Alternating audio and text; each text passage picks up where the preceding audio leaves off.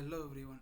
இப்போ நம்ம எக்ஸலில் இந்த நேம்ஸ் வந்து லைன் பிரேக் ஆகிருக்கு, அடுத்தடுத்த லைனில் வந்திருக்கு. அந்த லைன் பிரேக்கை எப்படி ரிமூவ் பண்ணலான்றதை பற்றி பார்க்கலாம்.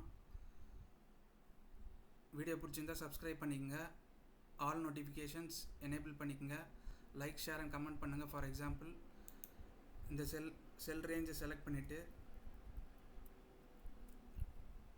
ரேஞ்ச் ஆஃப் செல்ஸை செலக்ட் பண்ணிவிட்டு equal to substitute function use பண்ணலாம். அதில் டெக்ஸ்ட் ஆர்குமெண்ட்டில் இந்த டெக்ஸ்ட் இருக்கிற செல்லை செலக்ட் பண்ணிவிட்டு கமா ஓல்டு டெக்ஸ்ட்டில் எந்த டெக்ஸ்ட்டை ரீப்ளேஸ் பண்ணணும்னு கேட்குது.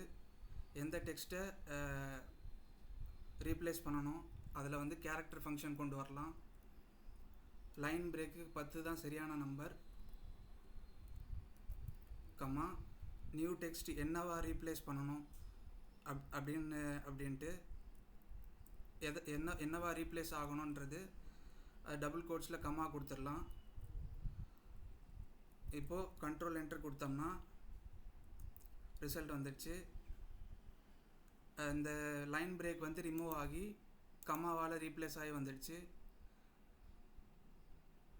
ஃபார் எக்ஸாம்பிள், இதை டபுள் கிளிக் பண்ணி இதை அப்படியே செலக்ட் பண்ணி பார்த்தோம்னா, சப்ஸ்டிடியூட் ஃபங்க்ஷனை செலக்ட் பண்ணி பார்த்தோம்னா மேலே என்ன ரிசல்ட் வரப்போகுதுன்றது நம்மளுக்கு முன்னாடியே தெரியும்.